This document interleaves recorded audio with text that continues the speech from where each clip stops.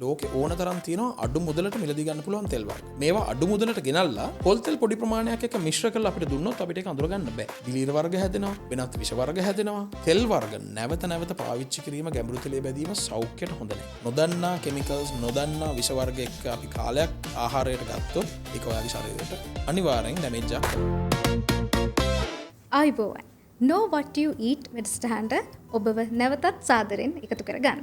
අදත් අප සමග එකතු වෙලා ඉන්නේ ඩොක්ටර් සීවි. ආයිබෝවන් වෛද්‍යතුමනි. ආයිබෝවන්. බොහෝ දෙනාගේ අවධානයට යොමු වෙලා තියෙනවා ලෝක වෙළඳ පොලේ පොල් තෙල් මිල ගැන. ලෝක වෙළඳ පොලේ පොල් තෙල් මිලට සාපේක්ෂව ලංකාවේ පොල් තෙල් මිල අඩු වෙන්න හේතුවක් තියනවද? බොහොම හොඳ නිරීක්ෂණයක් ශාසිකා. මෙතනදී අපි බලන්න ඕනේ අපිට මේ අඩු මුදලට දෙන්නේ පොල් තෙල් කියලා ඇත්තටම පොල් තෙල්ද කියලා. මොකද මං ඉස්සෙල්ලා කිව්වා වගේ ලෝකේ ඕන තරම් තියෙනවා අඩු මුදලට මිලදී ගන්න පුළුවන් තෙල් වර්ග. සීඩ් ඔයිල්ස් වර්ග කියලා අපි කියනවා. මේවා අඩු මුදලට ගෙනල්ලා පොල් තෙල් පොඩි ප්‍රමාණයක් එක්ක මිශ්‍ර කරලා අපිට දුන්නොත් අපිට ඒක අඳුර ගන්න බෑ. ඒතර මෙහෙම කරලා අපිට පුළුවන් පොල් තෙල් කියලා ලේබලයක් ගහලා මේක අඩු මුදලට විකුණන්න. එතකොට මෙහෙම තෙල් වර්ග මික්ස් කිරීම නීති විරෝධීද? මේක ශාසික නීති විරෝධී කියලා මම හිතන්නේ නැහැ. මම දන්න තරමින් තෙල් වර්ග මික්ස් කරන්න එපා කියලා නීතියක් නැහැ. හැබැයි මේ අපි විශේෂයෙන් දකිනවා අපේ මේ ක්ලයන්ට්ස්ලා පාරිභෝගිකයෝ බොහෝ විට ගිහිල්ලා පහසුම දේ ලූස් පොල් තෙල් මිලදී ගන්න එකනේ. මේ ලූස් පොල් තෙල් මිලදී ගන්නකොට ඔය බැරල් එකේ තියෙන්නේ මොනවද කියන්න විකුණන කෙනාවත් දන්නේ නැහැ. සහ අපි ගොඩාක් නිරීක්ෂණය කරලා තියෙන දෙයක් තමයි මේ තෙල් ස්ටෝ කරන බැරල් මලකඩ කාලා ඔහේ ඇරලා තියලා ඌට සත්තු වැටෙනවද කියලා කවුරුත් දන්නේ නැහැ. සහ පාවිච්චි වෙන බට වර්ග, පොම්ප වර්ග අවුරුදු ගානකින් මේවා සුද්ධ කරලා නැහැ. ඒකට මෙහෙම පොල් තෙල් තියන්න බෑ. කිසිම එඩිබල් ඔයිල් වර්ගයක් මේ විදිහට ස්ටෝ කරලා තියන්න බෑ. මෙහෙම තියාගන්න එකෙන් වෙන්නේ මේවයි දිලීර වර්ග හැදෙනවා, වෙනත් විෂ වර්ග හැදෙනවා. කාලයක් යනකොට මේ තෙල් මුඩු වෙනවා කියලා අපි අහලා තියෙනව නේද? ඒතර මේ තෙල් වර්ග වලින් ඒ කියන්නේ වෙනත් තෙල් වර්ග, මේ දම්ල වර්ග සමහරලා ට්‍රාන්ස් ෆැට්ස් වර්ග හැදෙන්න පුළුවන්. මේවා ශරීරයට අහිත කරයි. එතකොට තෙල් වර්ග මික්ස් කරනවා වගේම මේ අර ලූස් ඔයිල් විදියට තියාගෙන ඉඳීමෙන් අපි ලොකු සෞඛ්‍ය බලපෑමක් වෙනවා. එතකොට ඇයි මේ වෙලෙන්දන් සෞඛ්‍ය ආරක්ෂිත පිළිවෙත් පිළිපදින්නේ නැත්තේ? ඔතන ගැටලුව තියෙන්නේ ශශිකා සෞඛ්‍ය ආරක්ෂිත පිළිවෙත් පිළිපදින්න ලොකු වියදමක් යනවා. උදාහරණයක් විදිහට ගන්නකො ලංකාවේ කෑම කඩ ඔහේ ඇරලා දාලා මැස්සෝ වහනවා, මිනිස්සු මාස් දාන්නේ නැහැ, තොප්පි දාන්නේ නැහැ, ඊට පස්සේ අපි කියනවා ග්ලව්ස් අඳින්නේ නැහැ, ඔහේ කෑම අල්ලනවා. මේ ප්‍රශ්න හැම තැනම තියෙනවා. ඕක එඩිබල් ඔයිල් මාකට් එකෙත් තියෙනවා, ලංකාවේ හැම තැනම මේ ප්‍රශ්න තියෙනවා. ඒතර ක්වොලිටි ප්‍රොඩක්ට් එකක් හදන්න ලොකු වියදමක් යනවා. ක්වොලිටි මේන්ටේන් කරන්න, ස්ටාෆ් දැනුවත් කරන්න, ස්ටාෆ් එකට අදාළ අත්වැසුම් ඒවා පාවිච්චි කරන්න, ඊට පස්සේ මේවා හදන මැෂින් වල ක්වොලිටි මේන්ටේන් කරන්න, සහ ස්ටෝරින් වලට ඒවට ලොකු වියදමක් යනවා. ඒක නිසා තමයි අපි ඔය ලූස් ඔයිල් ගෙනල්ලා බැරල් එකක් ඇතුලේ තියාගෙන පාරේ තියාගෙන විකුණුවොත් අපිට පළවෙනි දේ අඩු මුදලට දෙන්න පුළුවන්. දෙවෙනි එක ඒකෙන් ලොකු ලාභයක් ලබන්න පුළුවන්. මෙතන ගැටලුව තියෙන්නේ එහෙම කරන එකෙන් පාරිභෝගිකගේ ශරීරයට යන්නේ මොනවද කියලා අපි දන්නවද? ලූස් ඔයිල් එකක් විදියට අපි තෙල් වර්ග වලට අමතරව තව මොන විෂද්‍රව්‍ය අපේ ඇඟට දාගන්නවද කියලා අපි දන්නේ නැහැ. වෛද්‍යතුමනි, ඔබ සඳහන් කළා කෑම වෙලෙන්දන් ගැන. ඒ කෑම වෙලෙන්දන් නැවත පොල් තෙල් පාවිච්චියට ගන්නවා. නැත්නම් ඒගොල්ලන්ගේ දේවල් වලට ඒ පොල් තෙල් නැවත යූස් කරනවා. එතකොට නැවත මේ තෙල් පාවිච්චි කරලා ගැඹුරු තෙලේ බදින එක හොඳ ප්‍රැක්ටිස් එකක්ද? ඔව් ශාසික, මෙතන ගැටලුවක් තියෙනවා. තෙල් වර්ග සාමාන්‍යයෙන් අපි කියනවා එක උෂ්ණත්වයකට පත් වුණාට පස්සේ වැඩි උෂ්ණත්වවල තෙල් පත් වුණාට පස්සේ මේවයි පොඩි කෙමිකල් වෙනසක් වෙනවා.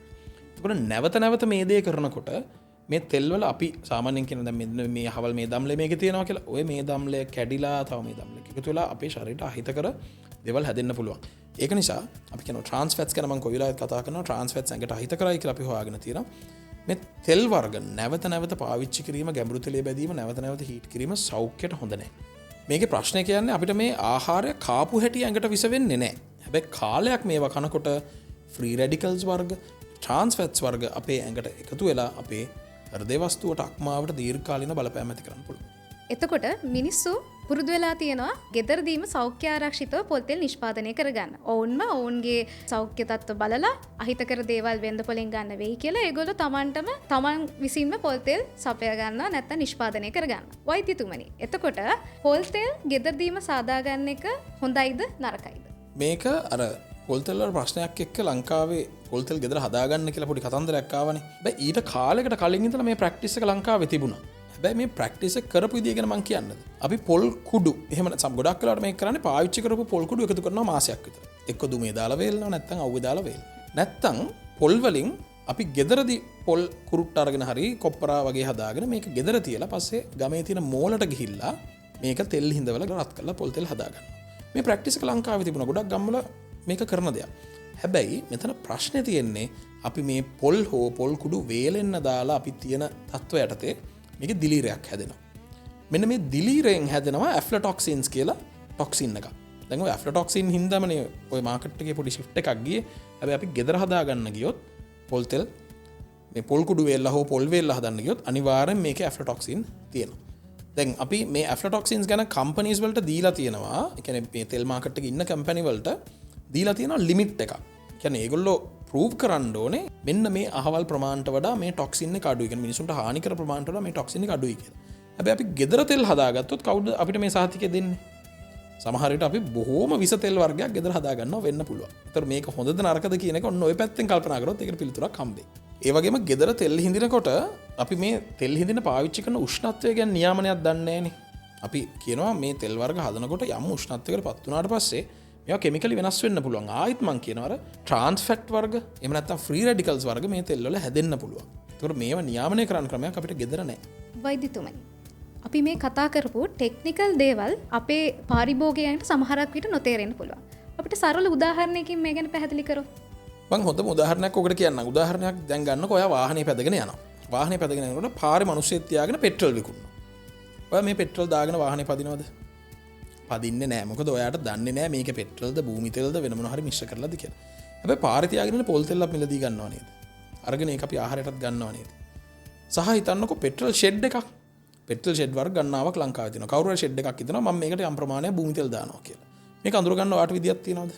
නැහැ. සහ මේ වාහනේ සමහරට පැදගෙන යනකොට ගැටලුවක් නැති වෙන්න පුළුවන්. දවසක් දෙකක් අවුරුද්දක් දෙකක් මේක මේ විදිහට පදින්න පුළුවන් වෙන්න පුළුවන්. හැබැයි අවුරුදු 5ක් හෝ 10ක් මේ අනවශ්‍ය පෙට්‍රල් අපි මේ මික්ස් කරපු පෙට්‍රල් එක නැත්නම් ක්වොලිටි බාල පෙට්‍රල් එක පාවිච්චි කරොත් ඔයාගේ වාහනේ අනිවාර්යෙන් ලෙඩ ගොඩකට මුහුණ දෙනවානේ. ඒ වගේ තමයි අපේ ශරීරයත් නොදන්නා කෙමිකල්ස් නොදන්නා විෂ වර්ග එක්ක අපි කාලයක් ආහාරයට ගත්තොත් ඒක ඔයාගේ ශරීරයට අනිවාර්යෙන් ඩැමේජ් එකක් කරනවා. එතකොට පොල් තෙල් වර්ගයක් මිලදී ගන්න කස්ටමර් කෙනෙක්ට අපිට මොනවද කියන්න පුළුවන්? මට වෛද්‍යවරයෙක් විදියට කිසිම වෙලාවක බ්‍රෑන්ඩ් එකක් ප්‍රොමෝට් කරන්න අයිතියක් නැහැ. හැබැයි මට මේ දේ කියන්න වෙනවා සීල් කරපු පැක් එක්ක එඩිබල් ඔයිල් එකක් මිලදී ගන්නවා නම් විශේෂයෙන් ලංකාවේ නම් පොල් තෙල් මිලදී ගන්නවා නම් ඒක සෞඛ්‍ය ආරක්ෂිතයි කියලා අපිට පිළිගන්න වෙනවා. ඒ වගේම මේ ප්‍රොඩක්ට් එක මිලදී ගන්නකොට ඇත්තටම මේක පොල් තෙල්ද වෙනත් තෙල් වර්ගයක් මිශ්‍රිතද කියන එක ලේබල් කියවලා බලන්න ඒකේ වගකීම් පාරිභෝගිකයා ගන්නවා. ආයෙත් මම මතක් කරනවා එක්ස්පයරි ඩේට් එක බලන්න, නියුට්‍රිෂනල් වැලියුස් බලන්න, ඉන්ග්‍රීඩියන්ට්ස් ප්‍රොෆයිල් එක බලන්න. මේ දේවල් බලලා තමයි අපි දෙයක් මිලදී ගන්න ඕනේ. එතකොට මේ එපිසෝඩ් එකෙන් අපිට පාරිභෝගිකයන්ට දෙන්න පුළුවන් ටේක් හෝම් මෙසේජ් එක මොකක්ද? අනිවාර්යෙන් මේකේ පාරිභෝගිකයෝ තේරුම් ගන්න ඕන දේ තමයි අපි මිලදී ගන්න මොනවද කියලා අපි දැනගෙන මිලදී ගන්න ඕනේ. සහ මේ තෙල් වර්ග ගැන සහ මේ තෙල් වර්ග හදන ප්‍රොසෙසර්ස් ගැන මේවෙන් සෞඛ්‍යයට වෙන බලපෑම ගැන අපි දැනගෙන ඉන්ෆෝම් ඩිසිෂන් එකක් ගන්න පාරිභෝගිකයන්ට අයිතිය තියෙනවා කියන එක තේරුම් ගන්න ඕනේ. මේක තෙල් වර්ග වලට විතරක් නෙමෙයි අපි මිලදී ගන්න සෑම කෑම වර්ගයකටම අදාළයි. අද අපි කතා කරා වගේ තවත් වැදගත් දේවල් ඔයගොල්ලෝ එක්ක කතා කරන්න ඉස්සරහටත් අපි බලාපොරොත්තු වෙනවා. අපේ සෝෂල් මීඩියා ටික ෆලෝ කරලා ලයික් කරලා තියාගන්න. ඒ වගේම තව කෙනෙක්ට දැනගන්න ෂෙයා කරන්නත් අමතක කරන්න එපා. ඒ වගේම අද අපි කතා කරපු දේවල් ගැන මොන හරි ප්‍රශ්නයක් තියෙනවා නම් මේ වීඩියෝ එක යටින්ම කමෙන්ට් එකක් දාන්නත් අමතක කරන්න එපා. එහෙනම් ඉස්සරහට තවත් අලුත් වැඩකින් අපි ආයෙත් හම්බෙමු. Stay tuned.